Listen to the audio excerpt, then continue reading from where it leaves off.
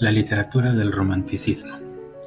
El romanticismo apareció por primera vez en Alemania y en Inglaterra en el siglo XVIII, aproximadamente en la década de 1770.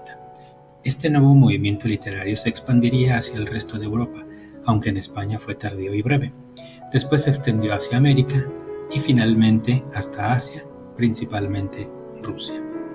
La literatura del romanticismo se opuso a los planteamientos racionalistas, así como al capitalismo y a los estereotipos del clasismo.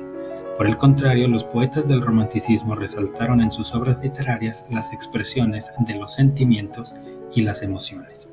Debido a esto, esta rama de la literatura es propia del teatro, el drama, el género lírico y el género narrativo. Entre los autores más destacados de la literatura del romanticismo, tanto en Europa como en América, se pueden mencionar los siguientes. En Alemania, Friedrich Schiller con Guillermo Tell y la Dama de Orleans, entre otros, Johann von Goethe con Fausto y las penas de Werther.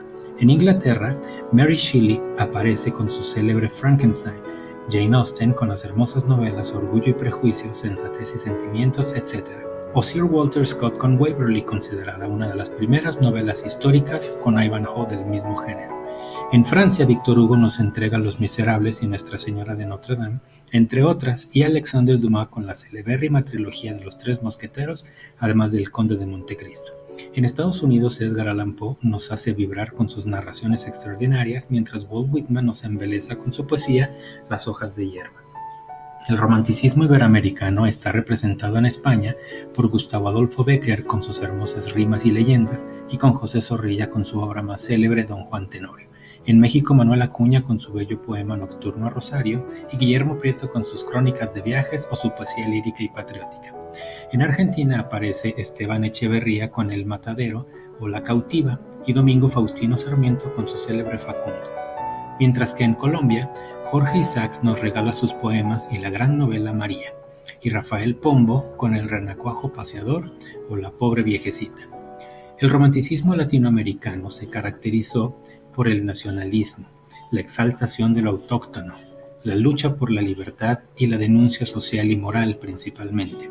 Estos son algunos de los principales autores que idealizarían a los indígenas de América o denunciarían la abismal diferencia entre el estado primitivo del pueblo y las influencias europeas.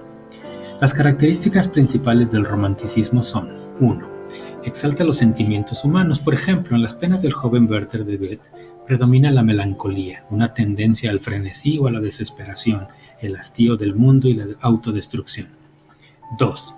La idealización de la naturaleza. Por ejemplo, en Las estaciones del año del poeta escocés James Thomson se presenta el placer que proporcionan los lugares vírgenes y la presunta inocencia de los habitantes del mundo rural. 3. La lucha contra la tiranía por la libertad y la dignidad humana. Un ejemplo lo encontramos en el Guillermo Tell de Schiller, en donde un montañés medieval se convierte en un símbolo inmortal de la lucha contra la tiranía y el gobierno extranjero, exaltando así el patriotismo. 4.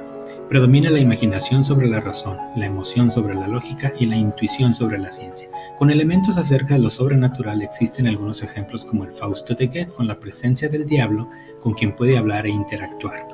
La increíble historia de Peter Schlemihl de Adalberto von Chamizo, aunque aquí lo que vende el protagonista al diablo es su sombra, y El doble de Fyodor Dostoyevsky, el cual es un estudio sobre la paranoia representado en un sencillo oficinista. De tal manera que los escritores románticos, en resumen, dedican su escritura a encumbrar al individuo y por ende a su espíritu humano, así como a la libertad del pensamiento, rechazando todas las formas tradicionales anteriores, mientras las emociones y los sentimientos son glorificados, tanto para mujeres como para hombres por igual.